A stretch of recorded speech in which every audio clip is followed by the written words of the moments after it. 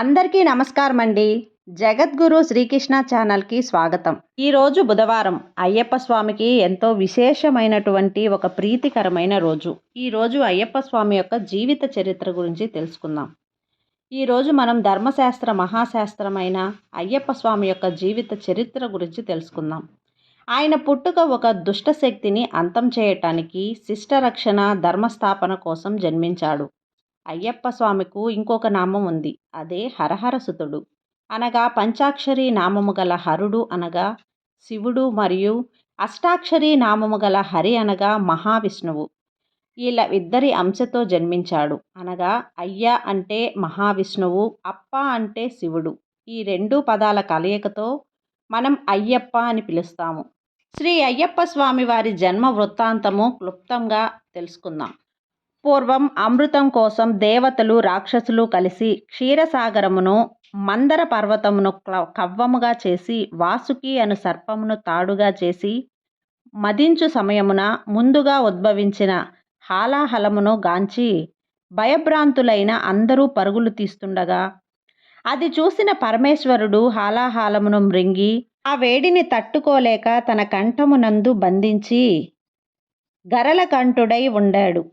అందుకు సంతోషించిన దేవదానములు మరలా క్షీరసాగమును మదించగా అమృతాభాండము లభించింది. ఆ అమృతం గురించి దేవతలు, మానవులు వాళ్ళందరూ కూడా వాదులాడుకొని యుద్ధానికి సిద్ధమయ్యారు. జగన్మాత ఆదేశం మేరకు శ్రీ మహావిష్ణువు అతిలోక సౌందర్యవంతురాలైన జగన్మోహిని అవతారమున ప్రత్యక్షమై రాక్షసులను మాయమోహమును బంధించి అమృత భాండమును దేవతలకు అందించి ఆయన వెలుచు ఉండగా ఆ అతిలోక సుందరి మోహిని రూప లావణ్యమును గావించిన పరమేశ్వరుడు జగన్మాయ లీలలను గ్రహించిన వాడై మోహము చెందెను. మోహిని అవతారంలో ఉన్న శ్రీ మహావిష్ణువు గాఢంగా వయ్యారములు ఒలకబోసి పరమేశ్వరుని గావించి ఆయన్ని కవ్వించెను. అంతా ఆ హరిహరారుల గాఢ పరిశ్వరంగంలో జాలువారిన శ్వేత బిందువుల కలయిక వలన నల్లని శరీర ఛాయతో ఉగ్రరూపధారి అయి ఉద్భవించిన కుమారుడు జన్మించెను. అది తెలుసుకున్న చతుర్ముఖుడు బ్రహ్మదేవుడు ఆ పసిబాలుడికి హరిహరసుతుడు అని నామకరణం చేసెను. తల్లి అయిన మోహిని అంటే శ్రీహరి తన కంఠమునందు మునిహారమును తీసి బాలుని మెడలో వేసి మణికంఠుడిని, తండ్రి అయిన పరమేశ్వరుడు సకల భూతాలపైన ఆదిత్యమును ప్రసాదించి భూతనాథుడని పిలిచాడు. శివకేశవుల తత్వమున ఉద్భవించిన హరిహరసుతుడు సర్వధర్మములను శాసించుటకు ధర్మశాస్త్రిగా ఖ్యాతి చెందెను. అలా అండగా మహిషాసురుని ఆకృత్యాలను భరించలేక దేవతలు జగన్మాతను శరణు వేడారు. ఆ తల్లి ఆశీర్వాదంతో శ్రీలక్ష్మి, సరస్వతి, పార్వతి దేవతల నుండి ఉద్భవించిన శక్తి స్వరూపిణి దుర్గాదేవి మహిషాసురుడనే రాక్షసుడిని సంహరించింది.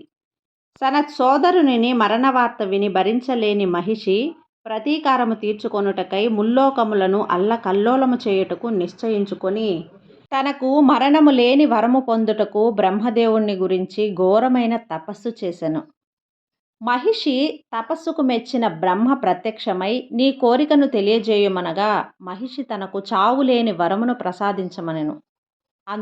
అందుకు బ్రహ్మదేవుడు నీ కోరిక సమంజసమైనది కాదు, అది ఆ హరిహరాదులు కూడా సాధ్యం కాదని తిరస్కరించారు.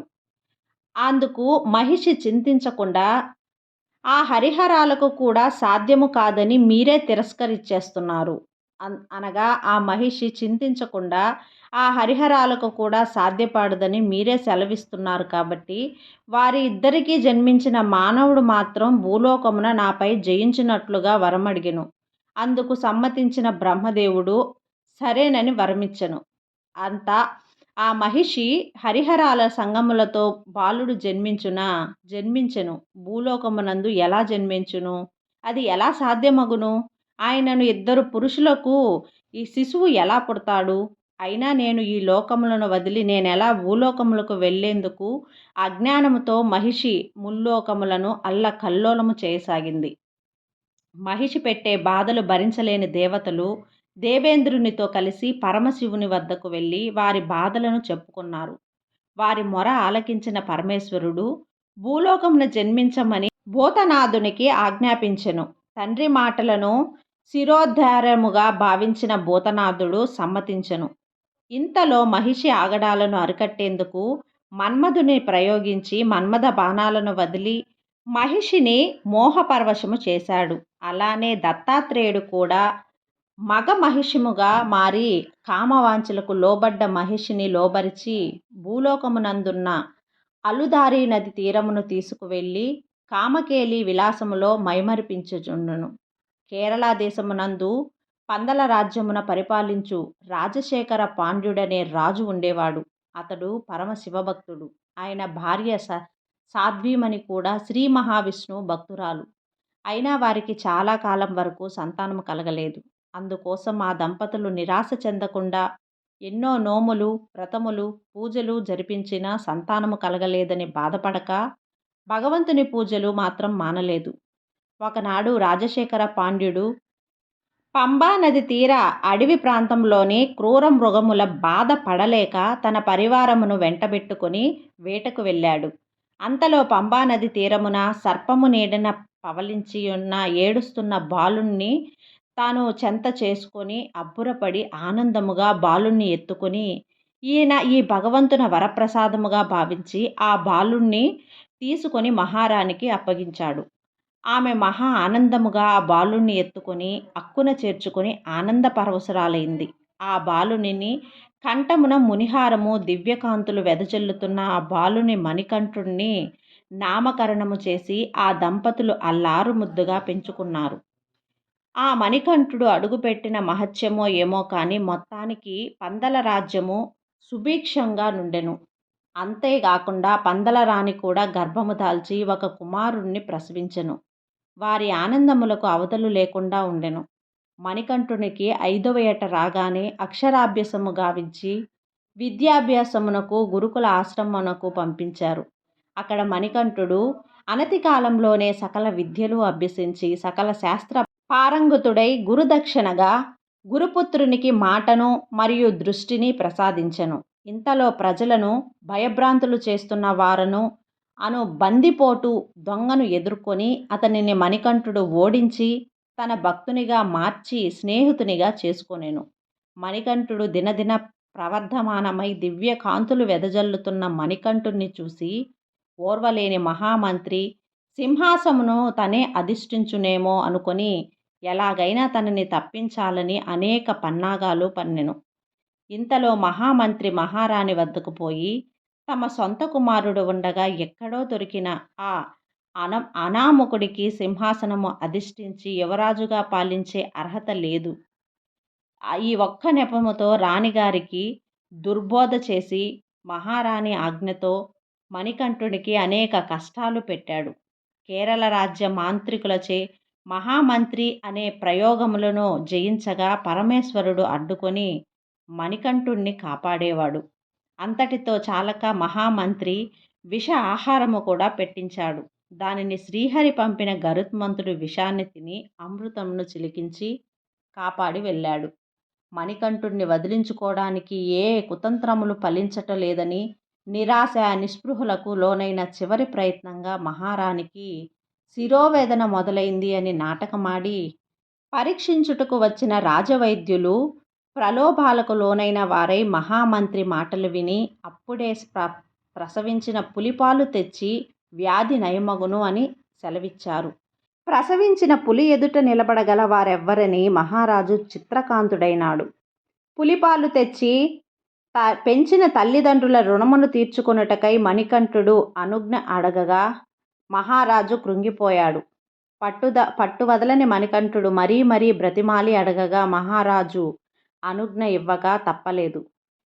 పులిపాల కొరకు బయలుదేరిన మణికంఠునికి పందలరాజు ఎత్తిన ఇడుముడిని తలపై దాల్చి చేతిలో విల్లుములు ధరించి వస్తున్న మణికంఠుడికి అడవిదారిలో దేవేంద్రుడు ఎదురై స్వామి యొక్క జనన వృత్తాంతమును తెలిపెను. మహిషి ఆగడాలు మితిమీరిపోయాయి, సంహరించుటకు తగిన సమయము ఆసన్నమైనదని సెలవిచ్చాడు. అందుకు స్వామివారు దేవేంద్రుడికి మరియు దేవతలకు అభయమిచ్చి అలుదా నది తీరము వైపు పయనమైనాడు. అచట దత్తాత్రేయుడు మగ మహిషి రూపము దాలించి దేవలోకమునకు వెళ్ళినాడు. తన చెలికాడు ఎచటకు వెళ్ళాడో తెలియని మహిషి రంకెలు వేయుచూ వెతుక్కుంటూ వచ్చింది. ఆ సమయమున నారద మహర్షి మహిషికి ఎదురై నిన్ను సంహరించుటకు బాలుడు వస్తున్నాడని చెప్పి వెళ్ళిపోయాడు. ఆ మాట వినగానే మహా ఉగ్రురాలై మహిషి కరుడు కట్టిన రాక్షసత్వంతో జూలు విడిచింది. స్వామిని మానవ మాతృడుగా తలచి ఎదుర్కొనెను. వారిరువురికి మధ్య ఘోరమైన యుద్ధము జరిగింది. మణికంఠుడు తన 2 చేతులతో మహిషిని లేవనెత్తి గిరగిరా తిప్పుతూ అలుదా నది తీరమున పడవేశాడు. అంతటా మహిషిలో నుండి శాప విమోచనము పొందిన లీలావతి ప్రత్యక్షమై స్వామివారిని వివాహము చేసుకోమని ప్రార్థించెను. అందుకు స్వామివారు సమ్మతించక, ఈ జన్మలో నేను నిత్య బ్రహ్మచారినై సకల మానవాళికి రక్షకుడికై ఉండెదను.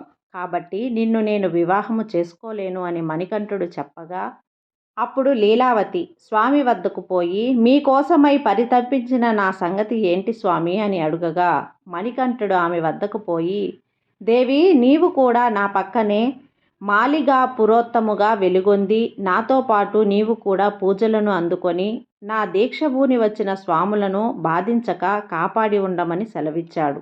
అప్పుడు మంజు మాతాదేవి స్వామివారితో మన వివాహము సంగతి చెప్పండి అని అడుగుగా, దేవి, మొదటిసారి మాల ధరించి కన్యస్వామిగా 41 రోజులు దీక్షభూని ఇరుముడి తలపై దాల్చి నా సన్నిధికి రారో అప్పుడు మనము వివాహము చేసుకుందామని స్వామివారు మంజుమాతకు మాటిచ్చారు.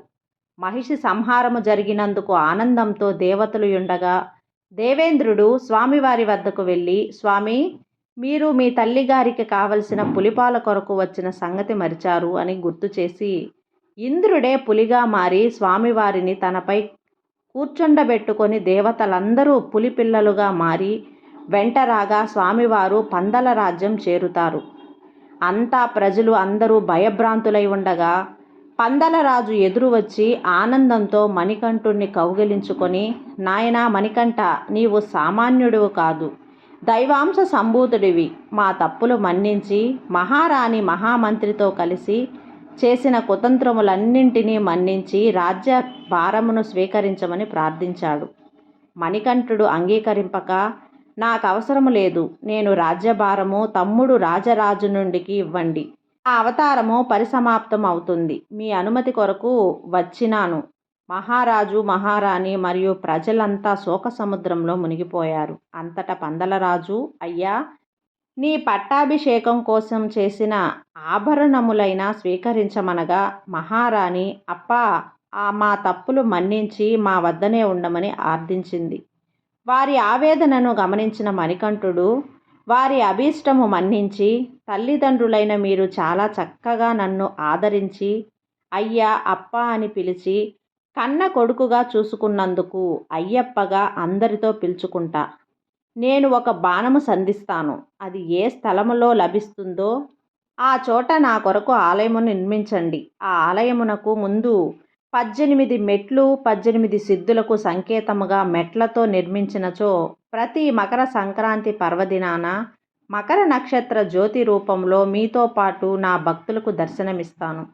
ఆ సమయమున మీరు నా కోసమై చేయించిన ఆభరణములను నియమ నిష్ఠాగరిష్ఠులై తీసుకొని వచ్చి పడు నెట్టాబండిని దాటి నా సన్నిధిలో నన్ను అలంకరించి నన్ను దర్శించిన వారికి ఆయురారోగ్య అష్ట ఐశ్వర్య ప్రదాతయై వారికి జీవస్మృతినికి ఇవ్వగలనని సెలవిచ్చాడు. స్వామివారు చెప్పిన విధంగా భక్త శబరికి మోక్షమిచ్చుటకు పంబానది తీరాన శబరి తల్లి తపస్సు చేసిన స్థలము ఎంచుకొని ఆ స్థలానికి శబరిమలై అని పిలుచుకుంటూ అదే చోట ఆలయమునకు ముందర 18 మెట్లతో పందలరాజు రాజశేఖర పాండ్యుడు ఆలయాన్ని నిర్మించాడు. నాటి నుంచి నేటి వరకు ప్రతి మకర సంక్రాంతి దినమున సాయంకాలము సమయమున జ్యోతి స్వరూపముగా స్వామివారు దర్శనమిచ్చి కలియుగ ప్రత్యక్ష దైవమై విరాజిల్లుతున్నాడు అయ్యప్ప స్వామి. ఇదే అయ్యప్ప స్వామి జీవిత చరిత్ర. ఈరోజు అయ్యప్ప స్వామి జీవిత చరిత్ర విన్న వారి జన్మ చరితార్థమవుతుంది. వారికి అష్ట ఐశ్వర్యాలు ఆయురారోగ్యాలు కలుగుతాయి. కాబట్టి ప్రతి ఒక్కరూ ఈ కథను పూర్తిగా వినండి. ఈ వీడియో మీకు నచ్చినట్లయితే లైక్ చేయండి, అలాగే సబ్స్క్రైబ్ చేయండి, మరికొంతమంది భక్తులకు షేర్ చేయండి. సర్వే జనా సుఖినో భవంతు.